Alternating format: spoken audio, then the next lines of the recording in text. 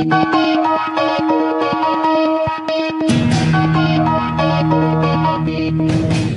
and welcome to A Spirited Debate. I'm Lauren Green. Religious minority groups in northern Iraq continue to face tremendous hardship as they fear ISIS and potential mass killings. Operation Blessing International, one of the largest charities in America, is on the ground in northern Iraq to provide relief efforts. David Darg, Vice President of International Operations, arrived Tuesday and met with local church leaders to assess the great needs. They are right now the boots on the ground. And David joins me now from Erbil, Iraq, with an update. Welcome, David. Thanks for having me. We hear a lot of horror stories about what's going on to the victims of ISIS. Tell me exactly what's going on as far as you can tell. Yeah, I mean, I've spent a lot of time the last 2 days in and out of the camps where thousands and thousands of displaced Christians and Yazidis have come here to Erbil, having fled for their lives from their homes. And I've heard horrific tales of rape and destruction, and the people have just gone through so much persecution, and having lost everything, now facing a bleak future, waiting and seeing what happens next. And during this waiting game, they're really suffering, and that's why we're here, having to provide essential relief supplies at this desperate time. We've got some reports that ISIS is using a lot of the hostages, like the Yazidis and the Christian minorities, as human shields against U.S. airstrikes. Have you heard that as well? We haven't had those reports. We're here just assessing the humanitarian situation in Erbil, so we're not hearing much of what's happening on the front lines. We're hearing the stories of the victims that have fled for their lives from the front lines, from the town of the city of Mosul and nearby villages. So we're hearing about their plight, having fled, horrific stories of rape, having lost everything. Now they're in camps in quite a desperate situation in Erbil, playing a waiting game, really unsure of what the future holds for them. And in the meantime, they're very short on supplies, and so groups like ourselves, like Operation Blessing, are here providing essential relief supplies at this time. What are some of those essential relief supplies that they need? Well, having fled and left everything behind, they really have nothing. So the Christian and Yazidi displaced families are lacking food, they're lacking water, mattresses. The winter is approaching, and so blankets, and so we're providing all of those things. We have food supplies we're providing on a daily basis now. We're just getting ready to provide blankets for the cold nights, diapers for the children, all of the relief supplies, the essential relief supplies, hygiene supplies that they're going to need to help sustain them through the next few months. And that was the next question. How long will they have to live like this?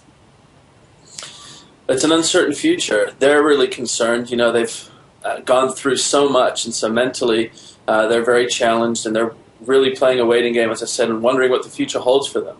And so the relief supplies come as a relief to them. They're very grateful, but they're also concerned and asking questions about what America is going to do to help preserve their future and provide protection for them.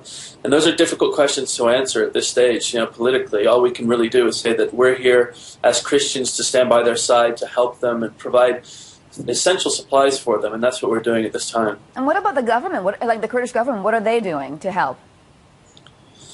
Well, the Kurdish government, I think, is just focused on the security situation. And so the Peshmerga military are fighting the fight on the front lines, and I think they're pouring a lot of resources there and don't have much left to provide for the refugee, internally displaced families that are here. And so it really is the international community that is having to come to the rescue here and provide all of the food, all of the shelter, and the supplies that these families need. You know, the physical supplies are taken care of, but there have been reports that a lot of these people are suffering from post-traumatic stress disorder. Is that also what you're seeing? Is that also what they need help with as well? Absolutely, yeah. They've been through really horrific situations. Talking to the families, I've heard stories of rape, stories of having seen their relatives killed, friends killed. And so the trauma, psychological trauma, is massive here. And so we can do as much as we can to help with the physical needs, but definitely they need psychological counseling and much more help moving forward. You know, there's a sense that they're being cut off from the rest of the world, and one aid worker that I read about said the mantra that they get from the people is that, has the world forgotten about us? Is that a sense of what they feel as well?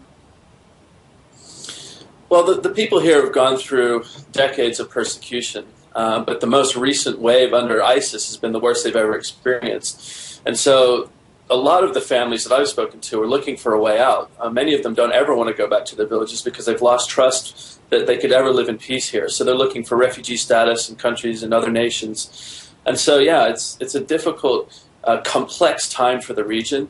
But in terms of the world turning their back, one of the things we're doing as Operation Blessing is not just providing physical supplies, but letting them know that they have friends abroad, Christians, Americans, that are praying for them, that are thinking of them. That's the reason that we're here. We're enabled by our donors and people that care about them to be here providing them supplies. And that means a lot. They really appreciate that when we tell them. And if people want to help, how can they help you? Well, Operation Blessing is on the ground. We're working with local church volunteers to distribute essential supplies to thousands of people every day here now. So we could really use financial support to enable us to do that. You can visit our website at operationblessing.org, and you can lend a hand to become part of the solution and the help to these people right now. All right, I want to thank you very much. And to repeat that website, ob.org, Operation Blessing International. David Darg, thank you so much for letting us know what's happening there on the ground in northern Iraq and all of those displaced refugees just trying to make it through every day. And thank you so much for being on A Spirited Debate. Thank you.